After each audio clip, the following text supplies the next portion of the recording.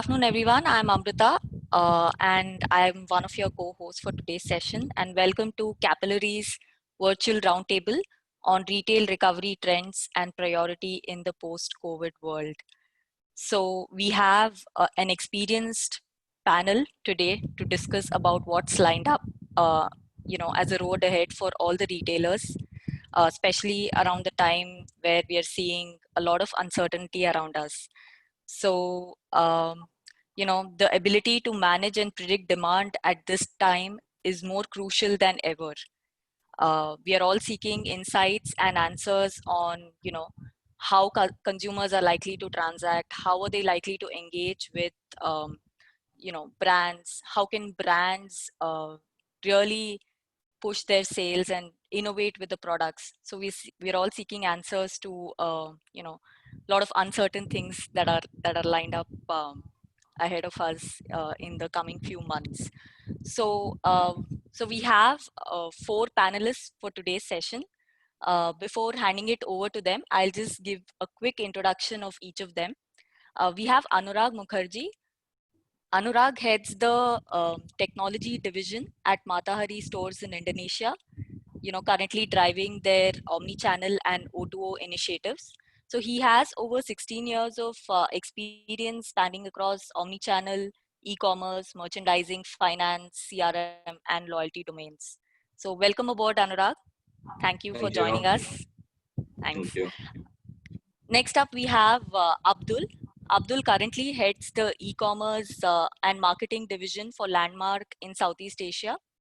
Abdul has over 7 years of experience across retail, e-commerce, consumer goods industry, and he's also pioneered the go-to-market strategy for Landmark in Indonesia as well. So, welcome aboard, Abdul. Thanks for joining in. Thank you for having me. Pleasure. So, next up we have Vijay. Vijay is currently heading the implementation of omni-channel retail for Montreal Group, which is the parent company for Aldo International. Vijay has over 15 years of experience in implementing and managing IT solutions across retail, supply chain, and education domains. So thanks Vijay for joining us. Thanks for taking time. Great. So next up we have Chandrakant, or CK as we call him. He will be our moderator for today's session. So CK is the VP of Southeast Asia at Capillary Technologies. CK has over 20 years of experience across retail, CRM, SaaS, and data security domains. So thanks CK, thanks for moderating this session. And welcome aboard, gentlemen. So CK, it's over to you. Just before that, a quick note on housekeeping. We will be sharing the recording of this session, and those who have any questions, feel free to type in the Q&A window, and we'll address it in the last 15 minutes of the discussion. All right, CK. Thanks, Amrita. Thanks, Amrita. Yeah. So hi, everybody. Over to you. Yes, thank you. Hi, everyone. Thanks for being on the panel number one. And then I've seen a lot of people who are joining in, a lot of good friends of mine attending as well. So thank you all. Appreciate you coming on and listening to it. This is more, in a way of understanding, since I don't know if it's the right word to say it's post-COVID or not, but it does feel that people are coming back, looking at some news, which I've seen within Singapore as well, that when the first time they opened up, the Holland Village has to be shut down by cops, be sent over, because people who've been tired of cooking all these days within their homes were desperate to step out and eat. And I believe this is what we were calling it revenge, right? Revenge shopping. And the way I'm now starting to think that what will happen if I go out today to shop? Will I be entertained the way I used to be? Will I be recognized as a person, or would it be I have to go in through a lot of processes? I mean, think about it from traveling today. If you have to travel to Singapore or any other country today, you will have to probably look at so many other things before you even think of planning or booking a ticket. And so these are a few questions that I had, and I thought it would be a good idea that people like me would be thinking that what will happen if I go to Aldo store? What will happen if I go to Matahari and I want to try different brands? Is the brands putting some restrictions, or would I be able to try everything that I want to try? So all those stuff were in my mind. and we were thinking, and we were talking, and I was interacting with all of you over a period of time, and I thought, why not let's get together, share this out with people who are, having a similar mindset. Maybe you want to experience by yourself, going out and asking. So first, before we start, I mean, I just want kind of a word from your side saying that did something change during the COVID period? Yes, it did. What was it for you? And do you think something is going to change drastically? So probably one by one from Anurag, Abdul and Vijay, you can just tell me, what do you think actually changed during COVID, the big one, and what will you think will change going forward? And then we can take it from there. I mean, we can see up things from there onwards, right? Yeah. So So probably let me start. Anurag, please. Let me start. Yeah. So yeah, I think for us, right, being in Indonesia, and the biggest, as a retailer, the biggest peak period for us is Ramadan Lebaran, right? Correct. And unfortunately, this year that was the period that we had the biggest impact, right? So our sales started falling from around mid-March. And the entire month of April till around a bit into May, we had no stores open other than a couple of them, right, which were kind of in the very remote areas. So it was zero sales. The only channel that we had open was online, and it did pretty decent traction and all, but it was a huge impact. With certain restrictions, we reopened a few stores prior to Lebaran. And from there, we had a gradual increase. And right now, we are almost 98% back. But yeah, there are many measures. Sorry. So 98% you're back already. Yeah, 90% stores are back and trading, right? And bit by bit, we are seeing the traffic increase as well. But we don't see it, we don't see it back to the stages that we had prior to COVID immediately. And we probably see it, by 2021 is only things will normalize. So we are ready for it, if I put it that way, right? We know that it's not going to be back to its full footfalls and everything immediately, or even the next 6 months. So that's how we are planning it. Sorry, according to you, Anurag, so COVID is nearly out for the retail, right? Nearly, you would say, in a way, impact. Yeah, in a way, and the only hope out here is there is not a resurgence, right? I mean, and probably no economy can take it. So all economies are bit by bit opening up in whatever way. Some are very well planned, some are trying it out, kind of that model, right? But no economy would be able to take a second hit. I mean, that's probably we know, and irrespective, be it retail, be it hospitality, be it any sector, it would be very difficult. So it has to be a cautious approach for anyone doing it. And I think over the next 6 months, it has to be properly planned. And, then bit by bit, we see that how we return back to the old normal, as we call it, because I frankly don't believe in this new normal term that people are using now. So things will be back. That's what I feel, and that's my gut feeling. But I don't see it happening before 2021. That's for sure. Great.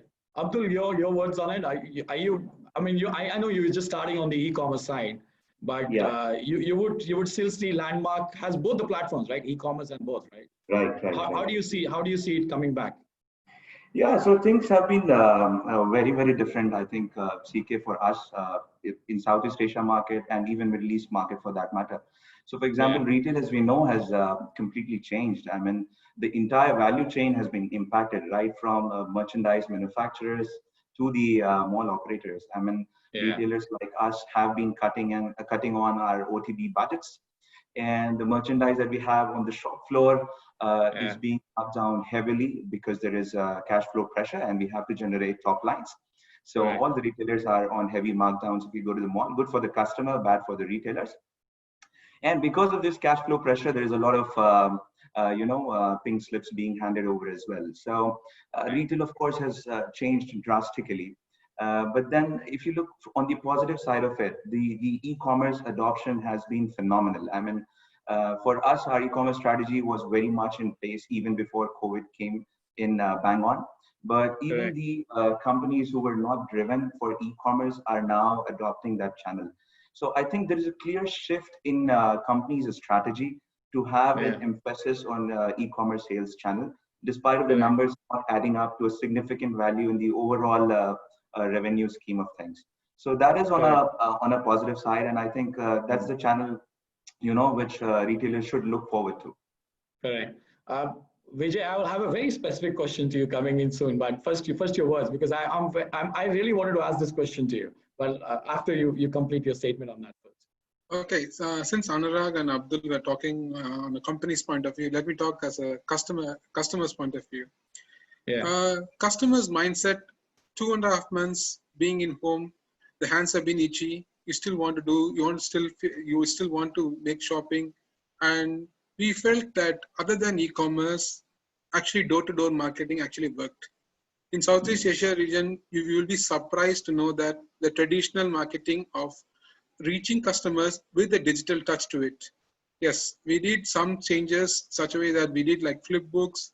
We marketed it using a website, but we reached to every single customer using a CRM platform. And then and the customers were more than happy. We did door deliveries to customers, and then during Ramadan period, that was the only source of income for us, and it did help. Wow. So people are still would like to have the traditional touch, the personal touch, and that's a separate channel for marketing, which is quite good. Yeah. Great. So they would like to prefer that kind of. So the most important thing is the trend of shopping. Earlier, they used to do 77% research before they come to buy. Now it's like 80% research already, 85%. So now they come only to like kind of pick up, So the only thing which you need to do is just close the deal. Yeah. So that's the thing. So my question to you very specifically, and it's more personal, but I'm sure a lot of people will ask the same question. What happens if I go to Aldo store now? Would you do quarantine for me for 5 minutes somewhere, UV rays on me? I have to wear something, gloves or something to walk in, to try shoes. I don't touch them, or I get to touch them, but I don't get to wear them, or I get to wear them, but I have to keep it back somewhere properly. How this whole thing will work? Imagine me walking into your store. What would you do with me now? Okay, so first thing is that there are two aspects to it. First thing is, in order to bring my customer to the store, I need to make them comfortable. So what we do is actually we put a certificate outside the store that the store is actually getting disinfected twice the day, the full entire store. Okay. Second thing is everything is contactless. You walk inside, you show your face. There's an iPad which tells you the temperature, so you don't touch anything. Then we have disposable socks for you to try. You use it, you can throw it in the bin next to it. And all our staff is wearing gloves, so whatever they serve, they will it's like use and throw gloves. So the customer gets much more confident when he comes into the store and actually does the sales. The best part is they use contactless payment also. So they don't really key in the PIN number or do anything. They just touch, the payment is gone through and it's gone. We are also looking at mobile payment as well, so that they don't really need to come to the store to actually do the payment. And the most important thing is Abdul was talking about cash flow and everything. The cash flow also for the customers makes a big difference. Okay, so what we were thinking is buy now, pay later. Okay, so this is something which we are discussing. Is there a COVID discount code that I need to use when I walk in and I get, because I'm taking risk on my life to buy shoes, right? So it's a big risk that I'm taking to walk into a store of yours. So I mean, not your store, I would say stepping out. So is there a COVID discount like Braveheart or something that we can use and we get a lot of?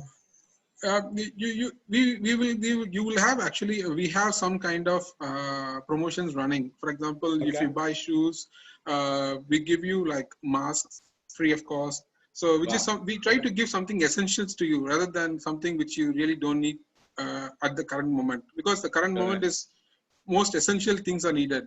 Yeah, so that's the whole thing here. Yeah.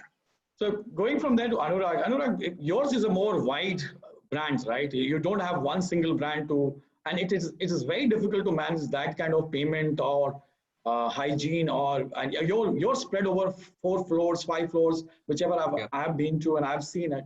And you've vast expanse. So how do you manage that kind of standard or that kind of brand confidence? Because it's all about Matahari coming up with that confidence, right? It's not about, you may have an Aldo store within the same brand, in a way to reflect. But how would you manage all those brands, all those expectations, different staff, different payment methods? How are you managing this now within the Matahari system?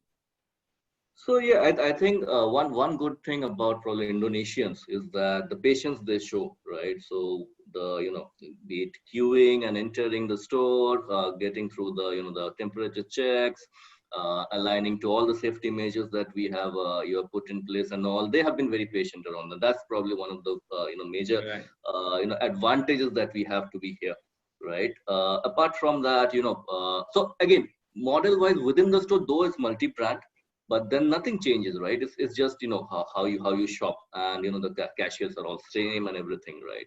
So nothing changes around that. In regards to your trials, right, we are still allowing trials, but then once the trial is done, you disinfect the the garments and all that before it's put back on Okay. the rack. So Okay. those kind of multi measures have been taken, and all have been certified. We have had random checks from the government across all our stores multiple times over this Okay. last weeks. Okay. With time they have come out with flying colors. Couple of our stores have been nominated as model stores to follow Ah, by the government. very good. Yeah, that how we should open it. So yeah, it's all very positive operation wise, and obviously the customer support is what matters. Matahari, as you know, right, it's known, right? It's been there for 60 Yeah. plus Yeah. years. So that gives that confidence, and that is where I think the customer base that we have, the loyalty that we have, definitely matters for us in regards to Brilliant. how All right. we are seeing that. Yeah, we will be back. So, building from what Anurag asked, Abdul, I have a question here, and the more of an understanding that is it now that you're not promoting more about brand in terms of product? It will be more about how safe you are, and how hygiene standards you followed, or is there a change in investment in terms of, okay, this is not product? We have to first build that confidence in the brand, right? You've got to bring people and saying that, okay, it's like the government used to rate you A grade, B grade for a eatery. You would know that A grade, B grade, and C grade eatery. So if you're eating on a hawker center, or you're eating somewhere, there is a difference, mass difference in hygiene. And Right. though the food may be different flavors and stuff, but you would select which is your most hygiene standards to maintain and where you want to walk into. Is there something that a brand is now investing more, that you would want to see people believe in your brand, trust your brand more towards what Anurag said as a model, kind of a store, and give that confidence to people to come and shop anything, or even, half the shoppers that walk into the places are more about spending their time rather than, window shopping is more probably dominating than anything used to be. I don't know how that will change since the COVID period, but is there a focus now from the brand to build different kind of messaging, or kind of confidence? Are you investing that? Do you see that, Abdul? Right, right. I'm glad you brought this up, CK. So, I mean, even before the lockdown was implemented in major markets that we operate in Southeast Asia, for example, Malaysia and Indonesia, we were into educating the customers on how we are bringing in that sense of responsibility to prevent the spread of corona, for example, right? So, if you would happen to walk to our Avenue K store, which is right next to the KLCC in Kuala Lumpur, you would see our mannequins dressed up with masks and with clear WHO guidelines on what kind of mask should be put on, what are the sanitization standards which we should personally maintain. Correct. With a call out that we don't sell fancy masks in store, but everything else fashion is inside a Max Fashion store, for example, right? So we did invest in those communications to educate the customers, yet be relevant on the fashion side of the business. So that was pre-COVID. Post-lockdown, I would say, when we started off with our stores, when we opened the shutter for customers, we were giving out free hand sanitizers to customers who were walking into our store. And adding on to what Anurag and Vijay mentioned, I mean, pretty much these standards of maintaining retail hygiene is, I wouldn't say it's because the government has enforced upon it, but being as a responsible business and being as, maintaining the trust which customers put on us as a brand, we are putting in all those measures in place. So that's on the brick and mortar side of it. Now, speaking from an e-commerce perspective, I mean, if I have to give you an example from Indonesia market, we make sure that before the product leaves our fulfillment centers, that is our facility, it is sealed in clear pouches, and only then it goes on to our enabler partners, right? So we ensure that the end product, which the customer is eventually going to open up, would be free from, not really free, but less number of hand touches involved in the entire process. Correct. So this is something that we enforce. Of course, we cannot control the entire value chain because there are 3PL partners who are handling the products, but we make sure that the end product is sealed in clear see-through pouches so that when it reaches the customer, it's safe to try on. Thankfully for us, return and cancellations has been phenomenally low, but even if it exists, we do sanitize any inbounding which is coming in, which is still QC. Brilliant, yeah. So again, I mean, I totally agree with you. You are handling also a very sensitive product, babies, right? You're in that business where you need to be more particular and more driving. But a lot of times we forget a few things. One of is that there are employees in the store. There are managers. They themselves are human being there, who are. I mean, I wouldn't say compare them to the services are being rolled out in the health services or wherever. But there are people within the store. How do you get your employees and your Vijay? I'm going to ask you this one. How do you get your team, selling at the same passion, same motivation, same engagement? The engagement initially was more of facial, right? You used to see each other. You would interact a lot within the store, and you would see the smile on the face of the gentleman that you're buying with. And they used to tell that every time you walked in the store, the manager would say the first thing is that everybody should be having a smile on their face, welcoming customers. How do you manage that piece now? It's actually quite difficult. But as I said to you earlier, right, the customers nowadays, they would like to spend less time in a physical store. So they have already done the research 85%. So what they come here to just close the deal. So what we give them is we actually explain them about the product more, and also we like to do a personalization with them. So they ask, we ask for their contact number or NIC, whatever. So we look up the CRM, so we know who they are, and now if they are old customers, we interact and everything. Like how we cannot see the face now, so at least by getting the details, we should be able to pull up the details, and we will be able to advise them, and most important, we will be able to upsell. Because at this point, they have come here to buy one shoe. But my whole aim is to do an upsell at this point of time, because I'll know who their details are. So that's the way forward. And I mean, yeah, it's going to be difficult because you're going to have a face mask. We also have in case of Thailand, we have a shield as well. So it's a government regulation to have a shield as well. But by having a shield, we are actually giving confidence to the customer also, because the customer is able to move with us in a very free manner with no restrictions. So he or she knows that, I mean, yeah, it's easier for them. It's very hygienic for us. So correct. So there's a definitely understanding that there are people inside the store as well. They have to be cared for first. Yes. Before as well, outside. There's another thing that comes to my mind, and then it is open to any one of you to pick it up, or probably all of you should tell me if it is in the right direction of thought process or anything. People who is shopping with you now, who's buying? Is it the same customers, or is your loyal customers, which used to be?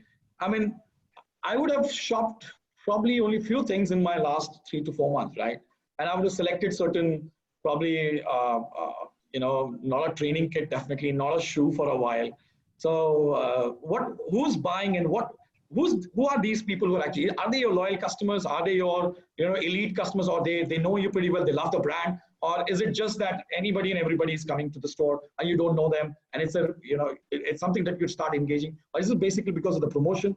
So just few words on those, all three of you, if you can tell me, who's buying with you? Allow me to take a hit on that. So something interesting that happened in case of us, particularly for Baby Shop brand, is soon after the MCO was lifted up in Malaysia, a few days before that, we were getting a lot of customers queries on our Facebook pages on what are the store timings, when are the store opening. I've been a regular customer.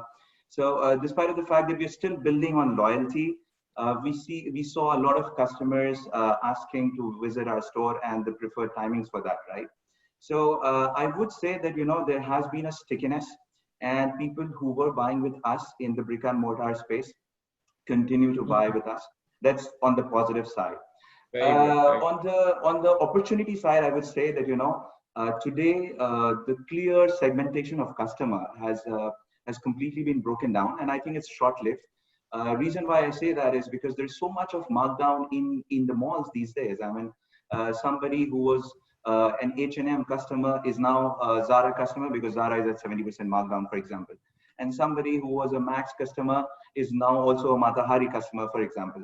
So, so the distinction between customers' willingness to pay has changed drastically, and I think it's short-lived. So this is on the brick and mortar side. On the e-commerce side, I would say that more than 90% of our orders are not repeat orders. What this means is, most of the customers who were still skeptical about adopting e-commerce as a channel to make a transaction are now adopting e-commerce as a channel. And speaking personally myself, I wasn't an e-commerce customer, but I now engage much more on e-commerce buying than in retail store buying, realizing the advantages of buying online. So there is a clear transition in terms of the channel preferences which the customers have. And it's heartening to see that, the customers who were loyal to us before pandemic are still willing to come down to our store. Brilliant. And I guess Vijay has a different opinion, right, Vijay? I'm just seeing your face going left, right. I'm just thinking, I think you have a different opinion. So I want to hear that one first before I go to Anurag. Okay, the thing is, we have actually quite mixed, especially in Singapore. The demographic wise, yes, we did have our loyalty customers come back, but we will be surprised that we had a lot of new customers. That's because of the digital penetration and the demographics, right? Young people started shopping a lot, and the age group has also, we have customers like from 40 to 55 also shopping. Our age group used to be like 25 to 40 sort of thing, but the demographics have changed. That's because they're spending more time in their phone, more digitalization, and then maybe the reach has been higher because of the digital transformation. So, which I feel like it's a good thing because our awareness has actually increased, and slowly we are getting back our loyal customers as well. And what we have done, one other thing in order for the customers to come back is we have increased our exchange policy to 30 days. Not from 10 days. So what it boosts customers' confidence. They say, okay, so they are selling goods which they are sure that we don't need to return in 30 days. So that confidence is actually within the customers, and they reach us out. Yeah. So these are some of the COVID things which we have done. Yeah. I think Vijay, one of the things that I want to say that is, the password for Amazon shopping is with my son. So you would see young buyers coming in because probably we don't operate those sites, okay? And so my son or my, anybody's son or daughter would be operating those sites and helping them buy. Yeah, but in Singapore, if you see, every family member has a phone. Correct. On the lighter side, I agree. So my daughter who's 10 years old, she has a phone, and she, everybody does a shopping, and they're all private. They all want to be private. Yeah. And they know how to actually manage the cart better than us, and my son will say, you must go to Amazon Prime because you get delivery free, and where you're shopping, you're paying $30. So I'm okay. I'm new to this. We make e-commerce sites, but I don't know how to operate this as of now. So so a lot of difference learning. It's a mix. It's a mix. Like Singapore is different, Indonesia is different, Malaysia is different. It's a mix. So yeah. Anurag, your views on it? What do you think? Yeah, I probably completely agree to what Abdul said, right? First of all, for us, I don't see any change in the customer base that we had, whoever is shopping back with us. What changed for us is that because of that, 1.5 months out of no stores being open, we obviously drove our customers online, right? But not everyone. Obviously, we are spread so across this, the Indonesia and it's not like everyone has a smartphone out here, right? Unlike, let's say, Singapore. Correct. So not everyone is digitally savvy. So we can't really just be e-commerce, to be very frank, right? So, but what we happened was that yes, we were able to drive a portion of it to online. Who were our loyal customers, and they stayed online even after the stores reopened. So now they're a mix between online and offline, which is good for both channels. But I don't see the loyalty has changed as such, because again, we have been there in Indonesia for so long that we don't have to really promote ourselves at what we are. So that's probably the one positive thing we always have, right? But I don't see much change. Yes, there would be an adoption of online. But to me, certain retail aspects you can't actually do online, frankly, right? For example, fashion is so, the touch and feel probably something you would always like to have, right? Unlike, let's say, grocery and electronics, or for example, even shoes to an extent. But yeah, sometimes fashion you have to have the touch and feel, that the trial and all that. So brick and mortar is going to be there, right? Okay. Yeah, so that's probably it. The one, and to add on to what Abdul said, right, that I also probably moved in this period from in the grocery segment, right? So now I'm purely e-commerce in grocery. Just sit at home and order online, right, instead of going to the stores. So saving myself as well. But that's one experience I gathered over this, the last 3 months or. Excellent. Vijay, you wanted to say something? You wanted to add something? Yeah, the thing is, the pattern of buying has also been changed. Like what they buy, and it's not the usual things they actually buy. Yeah. It's not always the bestsellers, or it's not. But if you'll be surprised that still people, even in the COVID period, people would still love to have something new. Whenever we have a launch, we did a launch this time like a Cinderella collection, and we thought we were very hesitant that whether we will be able to success. We got the whole collection sold out in 3 days. So it was like, wow. So people are still in the mood of shopping. It's not that it's just that we need to reach them in the right channel. Yeah. And if you see the next 6 months, right, our loyal customers are the only person who's going to have our cash flow. So that's the only thing we can. I mean, all the borders are closed. No one is going to come inside for shopping. So who else do we need to go for? They are the king. They have to serve us. Yes. That's a very good point. I like that point, and for other reasons, but I love that point that you made. So yeah, good. Just to add to what Vijay just mentioned, I think a very valid points on new products and innovative products which customers are buying in. And we have seen a similar trend in terms of, a lot of in-house physical activity and yoga was being promoted by influencers and celebrities in most markets that I know of. And that did see a lot of activewear demand coming in for our brands online on marketplaces. Likewise, we had a lot of demand for basics, which are comfortable to wear at home, so that you can have a better, since you're not wearing your office wear on a regular basis, then the consumption, or rather, let's say, wearing out of your the wear and tear pajamas, right? has increased tremendously. So that was coming in for baby shop, for example. We saw a lot of nursery gears, like example walkers and all. A lot of orders were coming in for walkers to keep the kids active while they are still in the house. So there has been a shift of the customers from buying pure play fashion products to more to utility products, I would say. Right. So I think I was sorry, I think all three of us, right, because we're in the value segment. So I think that's where that also is a benefit for us, because because today, I mean, the luxury aspect of retail is really suffering. So, and that's why probably for all three of us, you would have that the customers have come back, the loyalty is still there, because we are value end of day, right? And we're probably not necessity, but we are still value, and and value is always going to work. So I mean, probably some questions for the luxury segment to be asked, that how they have seen the changes and what impacts they would have had. I mean, it's probably that's what I still consider. I still consider Aldo as luxury. Yeah, that's a luxury brand. I would raise my hand as well. Yeah, right. So when we do that, what I feel is, he said rightly, right? Loyal customers you will have to retain them. You'll have to entertain them much more. Yeah, even during COVID situation, you wouldn't surprise. We had customers calling and said, "I want the delivery today," and we were just wondering, wow.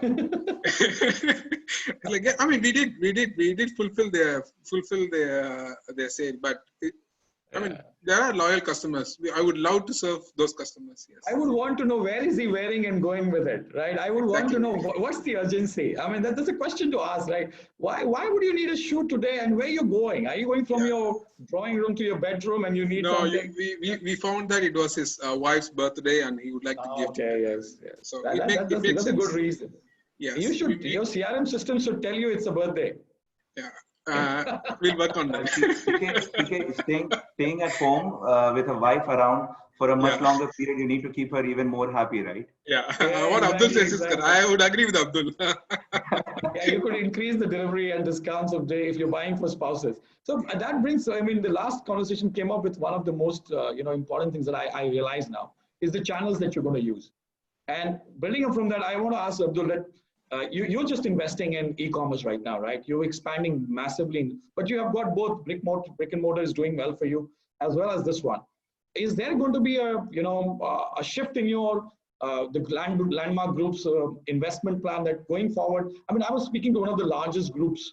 I was in meeting in Singapore, and he clearly said that we'll have to look at other options, and that clearly stated that just having a retail outlet or just having a normal e-com or something is not something they would have probably reprioritize things or look at massive investments coming into some other segments or other channels. What are the channels you're looking at, Abdul, and or what will actually work?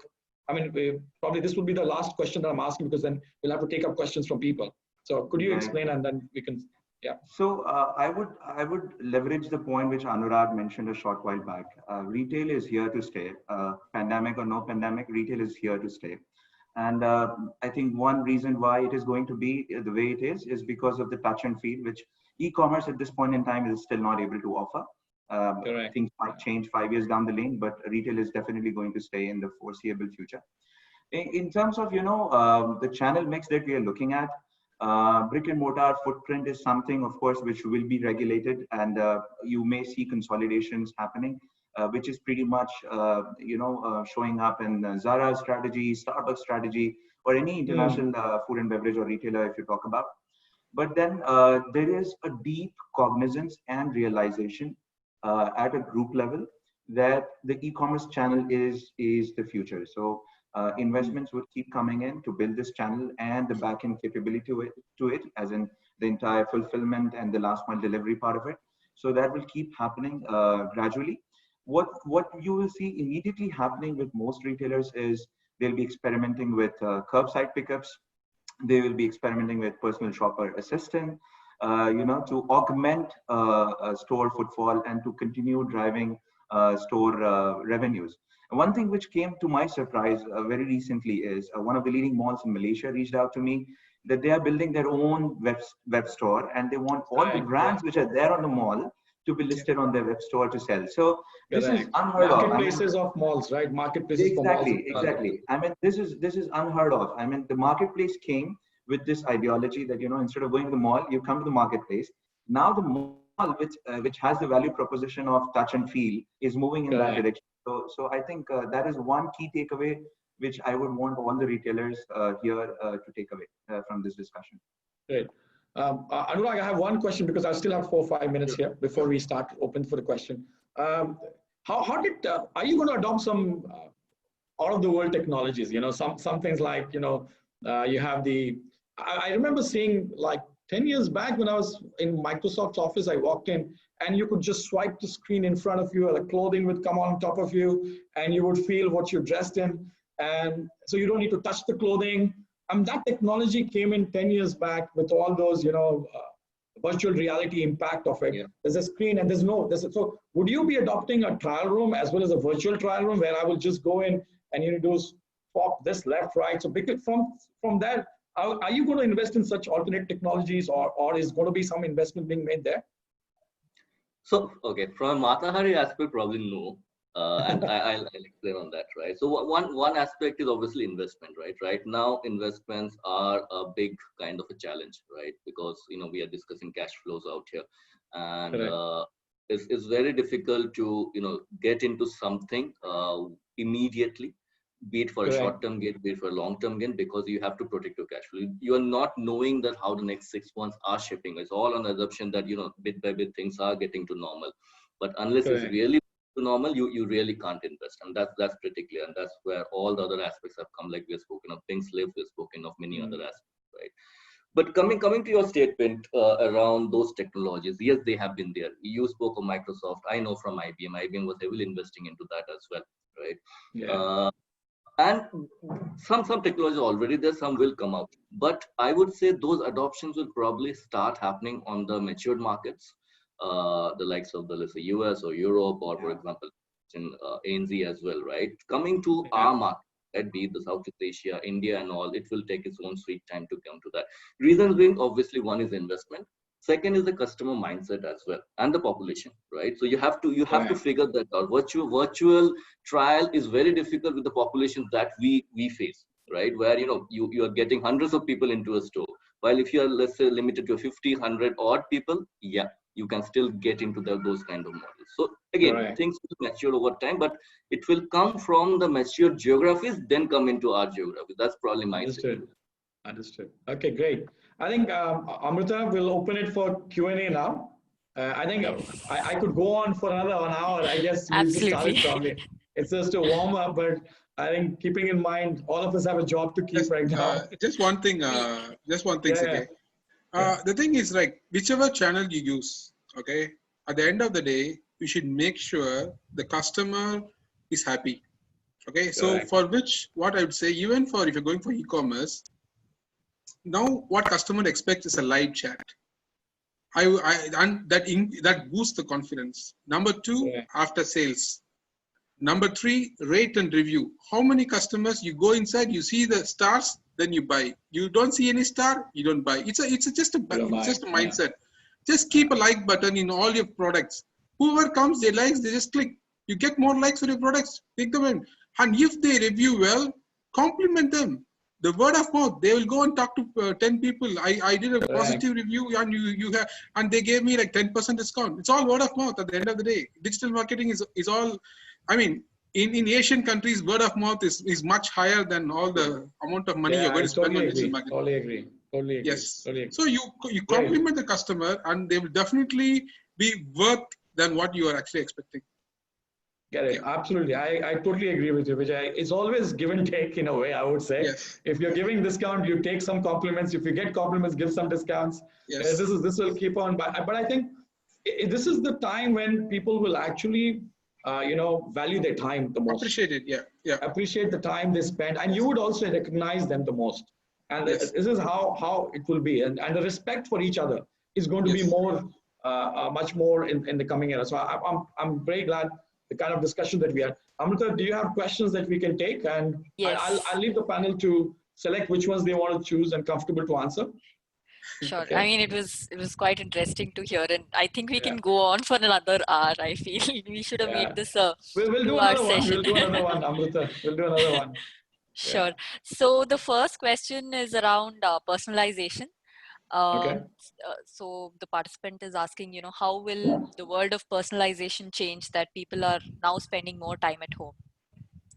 So what's who's Vijay, I think Vijay will take that one. It is his favorite word, personalization. And we'll have to hear thoughts from all of you, because each brand will have its own take on personalization. So we would love to have all your thoughts. When I go into a store, and the store staff already knows what I want and what I will be going to buy, that's the most important thing. That's like having a brother or sister in the store. So they know my sizes, they know the colors, and they know everything. So that's end of the day is personalization. When I log in into e-commerce platform, it already shows in my homepage what are the things which I like and what are the products is coming in. That's personalization. On my birthday or the day before, I get reminders, and then whenever I buy, I get like suggestions saying that, oh, this is something that you would love to have because you already purchased this, and this is on sale. So it doesn't matter it's on regular or sale. You make it personalized, so the customer will feel, oh, okay. See, even if it's on a sale item, they're reaching us to make sure that we are happy about it and we get the product. So at the end of the day, customer loves personalization. It's all going to be personalization moving forward. And I'm definitely sure as a customer, I say that I know everything about you. He'll be more than happy. He can be comfortable around you if he knows more details. Yeah, that was a scary word before that, right? Vijay, this was a scary word. I know everything about you. Would have been going on the other way. Now people don't mind sharing numbers with you, right? Except the IC number and the mobile numbers, yes. Correct. No, I agree. I mean, there definitely is a line drawn, but I think you will know your customer much more better. Yes. And the brand's interaction is more about what you want, not what we are selling. Yes. It is more about what you want to see, and we will then the entire the growth plan or the warehousing to the stores inventory will be all designed against what the Yeah. customers would want to see now, not rather than what is something that I'm doing and this is what is going to happen with you. So Yes. I guess Yes. personalization, very, very key. Abdul, your comments on it, then I'll go to Anurag. Yeah, I'll just pick up from what you said. I think it's important to understand what the customer wants versus what we are offering. So with customer relationship management module live for us now, our exposure with customers is going to be enhanced. So for example, when a CK or Amruta walks to a Max fashion store, we'll ask, you bought a red dress last time. Did you like the product? What's the feedback? So the tool that we are building will enable us to do this kind of a conversation with the customer while the customer is at my POS desk. And I think that is something that will add to the personalization quotient beside everything else which Vijay already mentioned. Correct. Anurag, I'll give you another question because we've got a lot of questions coming in. So I want Amruta. No, We go to another question. Yeah, I see a lot of questions popping up. Yeah, go ahead, Amruta. Next one, please. Before that, Anurag, your thoughts on personalization? No, I think pretty much to summarize it. I can go on personalization for an hour, but let's move on to the next one. Right. So the other one would be looking at the new customer trends moving forward. Would self-checkout for retail be practical, especially in supermarkets? So Anurag, I think pretty valid question. Again, it depends on the segment of retail that you are in. Grocery definitely something that self-checkouts obviously helps. So I am an ex-Landmark as well. So we did self-checkout back in India and the lifestyle stores. I think pretty much most segments, yes, you can have the self-checkouts and that would help. But again, the priority aspect to that is that how do you sanitize those after the usage, right? So because you are not keeping control on who is coming to those self-checkouts and then what is happening out there. So that element of keeping the safety factor in mind will also be key, along with giving more options of not interacting, but then that someone else is also using it after you, right? So how do you balance that two things out? But yeah, it's pretty much not only self-checkout, many other digital aspects would come into the store, right? So we are speaking about the e-commerce is key, right? So e-commerce to me is one of the digital aspects, but it's beyond that.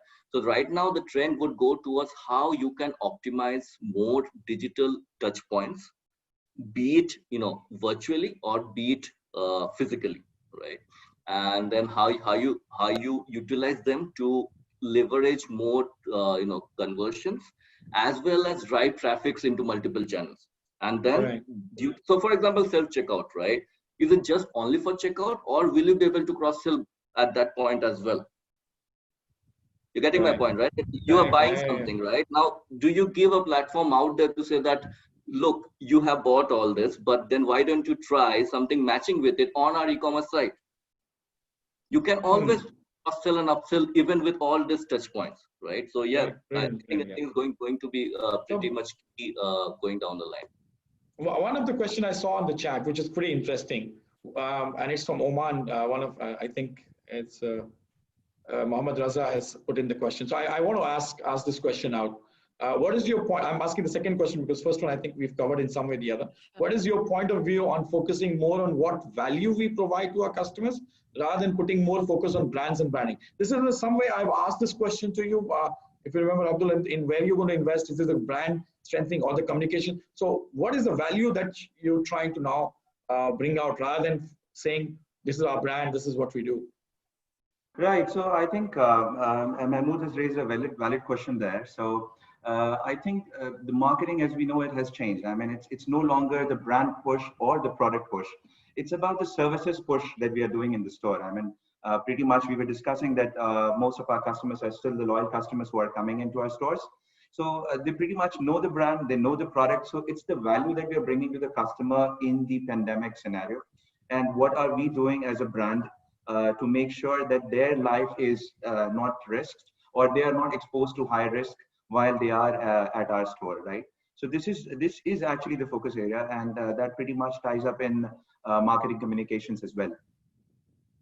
Great, great. Another question which popped up, Mank has asked this question. This is about digital malls where brands can coexist. Perhaps one app which allows me to buy across brands, across, customers don't like to download too many apps. I think that is coming in. I've seen it. Yep. We are working with a couple of major brands now, and they are wanting to move it towards this. So there will be a point in where you will see a marketplace kind of a thing with malls sitting on your phone, or you would see their initiatives. I've already seen they've started thinking around it.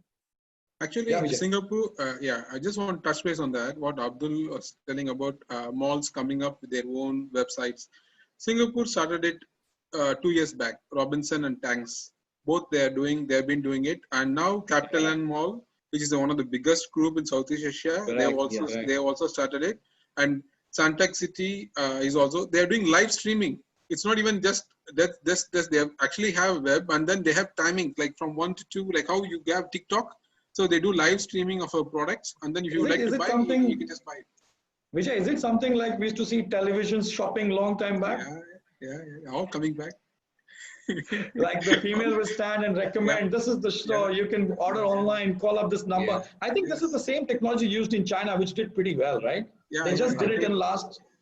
Yeah. I think the point here, Teleshopping. is that, it's not just brand outlets which are facing the pressure of footfall in their respective stores, but it's with the malls as well. And with the plethora of malls on the same street, there's a lot of competition to bring in customers to the mall, and hence you see these kind of adoptions coming in at a mall level.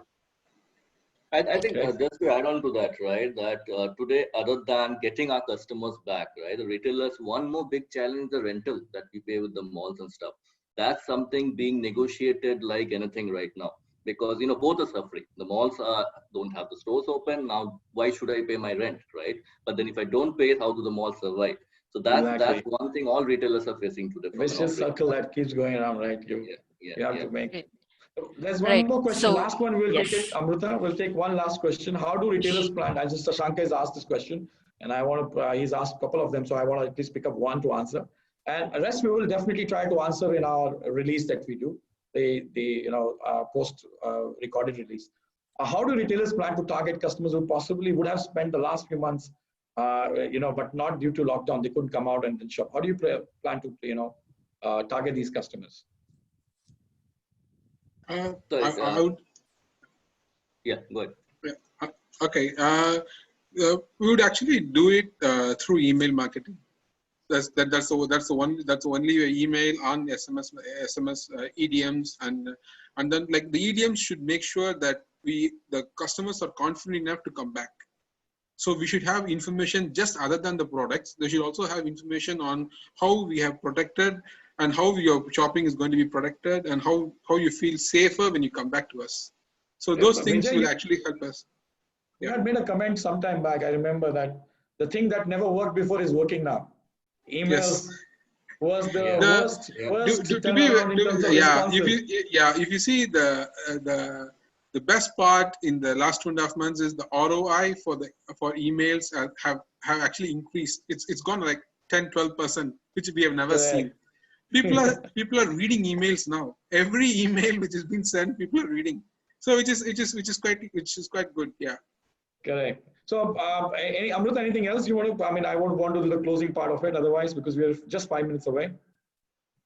So let me just check on the last question. I think that revolves again around the ROI within stores.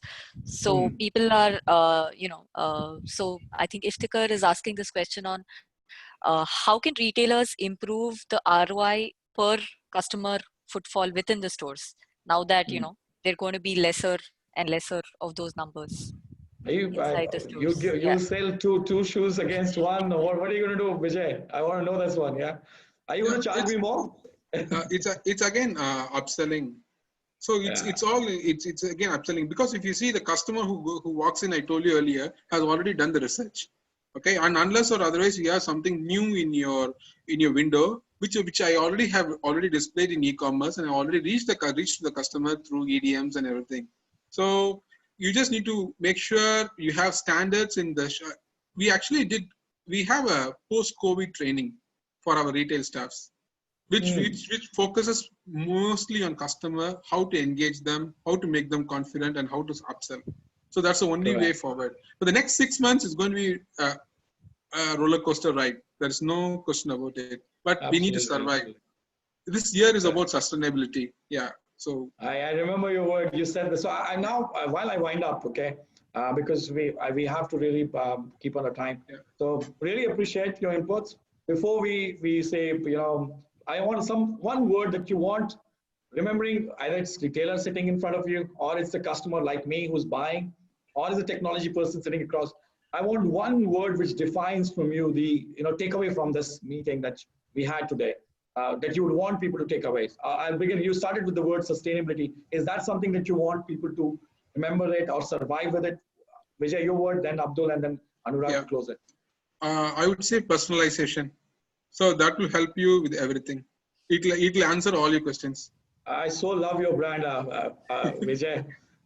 Capillary is all about personalization. So I'm so glad that you're just talking what we do. So I'm very happy. I didn't have to say once in the entire conversation that what we do. So thank you, Vijay. Thank you for your word.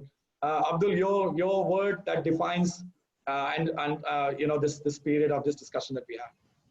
I would say carry out business responsibly and listen to your customers. Right. Absolute good feedback. Open to suggestions. Open to customers' feedback. Absolutely agreed. Anurag, your last words on it. What do you think? Yeah, I think what for me came out and is that we are all positive that things will be back, and be it a retailer, be it a customer. So to me, stay positive. It's a time no one has seen, but we'll get out of it, and things will be back to normal. May not be today, may not be 6 months, but it will be there, right? And absolutely. As you mentioned, that sustainability is key now. But yeah, things will be back. So that being positive is very important right now. Absolutely. And if you, just to wind up the way I have experienced my own personal side, if I request for a meeting, it used to happen within the week, face to face. I requested for a meeting yesterday and said, when shall we meet? Next. And the comment came, CK, it would be a good time next year sometime. So I said, next year?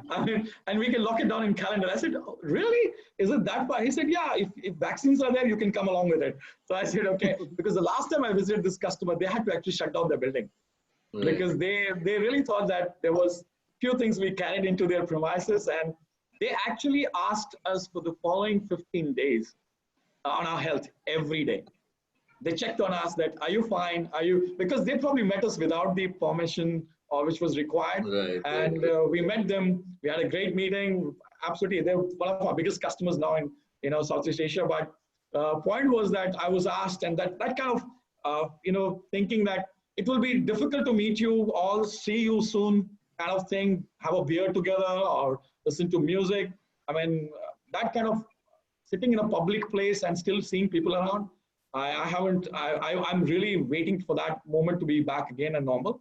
But I'm glad that all of you, which markets have opened up, Indonesia, Malaysia, and even Singapore, the amount of care and the protection that you're giving within the system that you're operating in and to the customer is unbelievable. So I believe most of the people who were there on the panel would definitely, look out for more conversations from our side and to build up that motivation to go out and shop or answer some questions.